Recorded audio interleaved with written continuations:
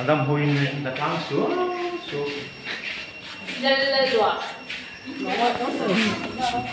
Siêng ngậu ngậu bây giờ. Người ta hết là cái xe như thế. Cái xe này thì giống người thiệt. Nó tiền túi nó lâu hồi về đó. Nó xa nhỉ. Ai bỏ xì khá nhỉ.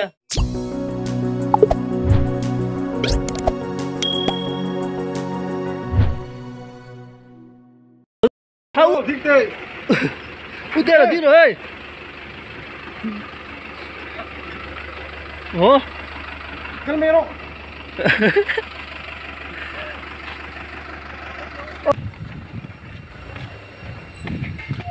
Cái này mà bùi tiền bay chặt cha tin bali bùa.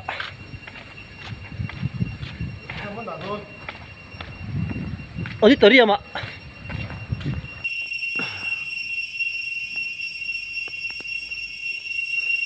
Cái món nào thôi? Hú tao đi tới điểm chung à huân. Thấy mò. Tao đã tốt đi rồi.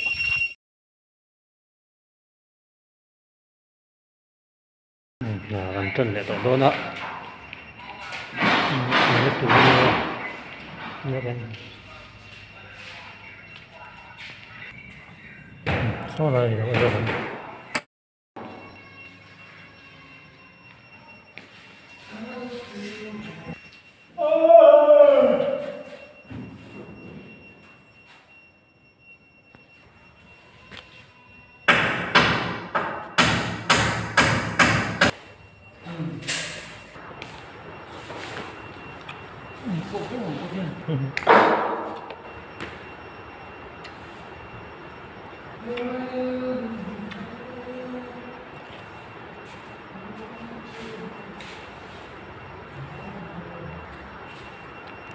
Pakat dali la ya hemo.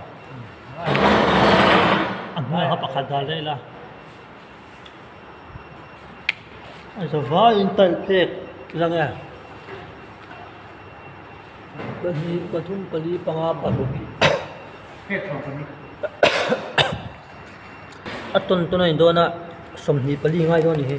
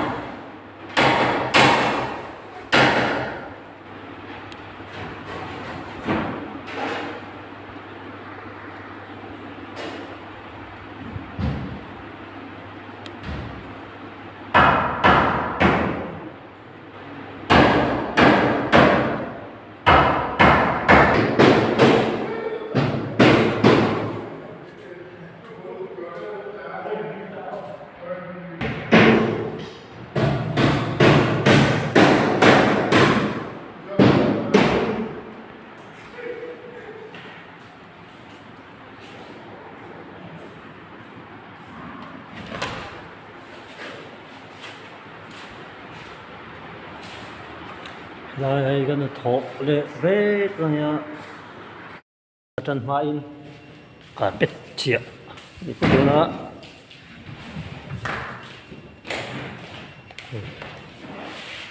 nấu bằng sudan cái chĩa đó.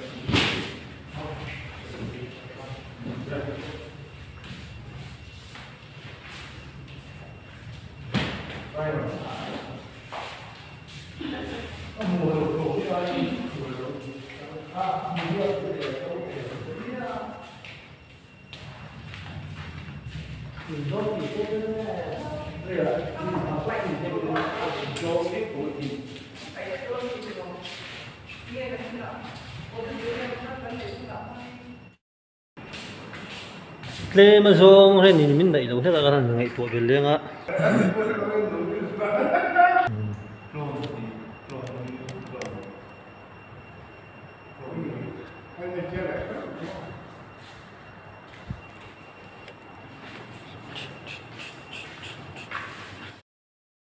Madam Huin đặt lăng xuống.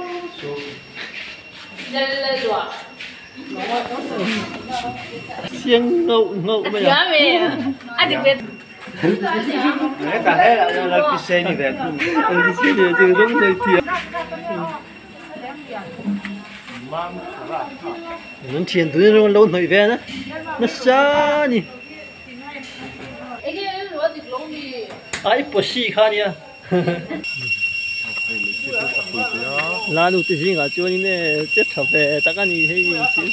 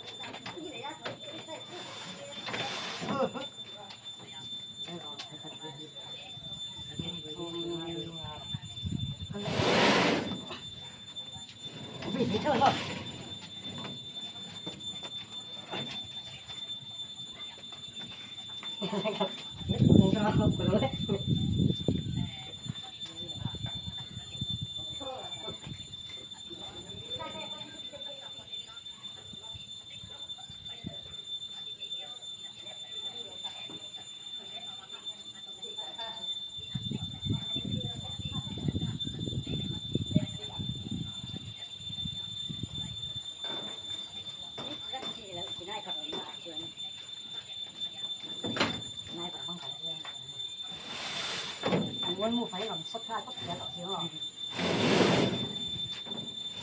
Đây là đi kiểm tra đầu. Sắp thêm một chân nóc thân ra xíu. Tôi đã thấy các em á, lòng lắm.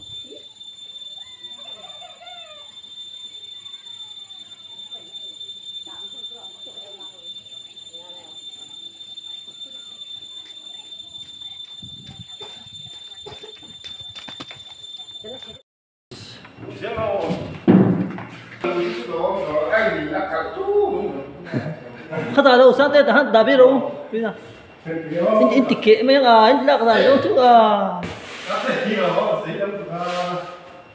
in biết lâu đi hả mày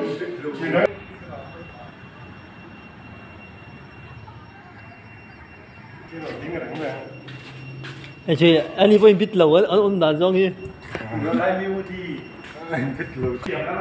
à ha à trần khăn đùa mong một lệ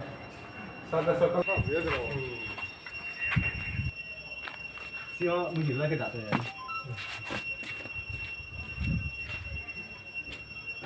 nó tháo tè thì nhìn rõ cái lần đấy lấy lòng những cái tất cả thứ nó bay rồi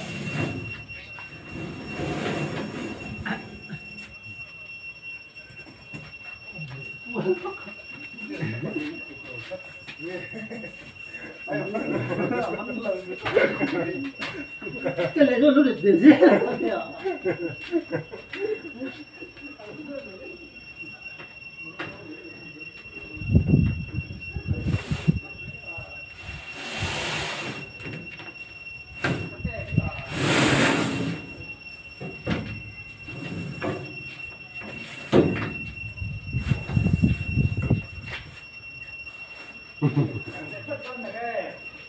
chị nói xem về tân réo cứ lượng về cho tỷ đàn đến vậy lần em không là đúng không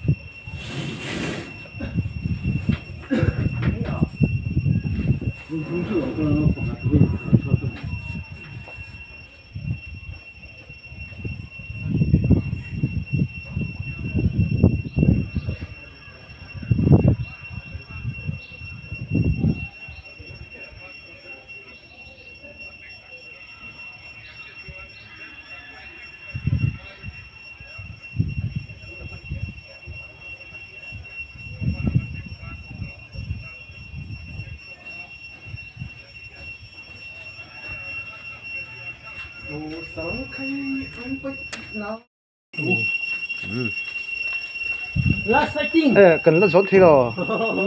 Rốt thì tao đâu mới đi.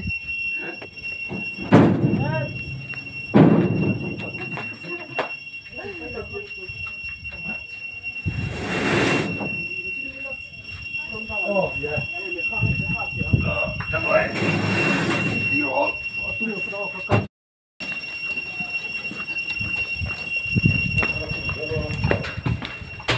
Không biết một tiêu rồi, một cái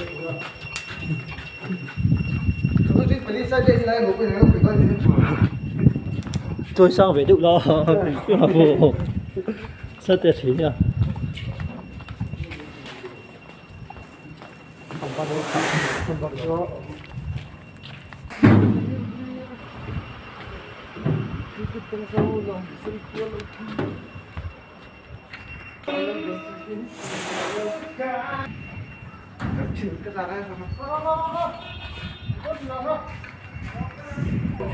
bên chụp bên Happy birthday.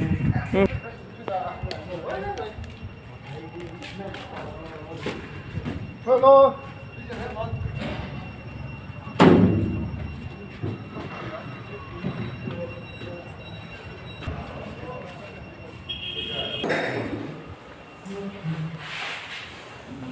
Vâng, kìa sao?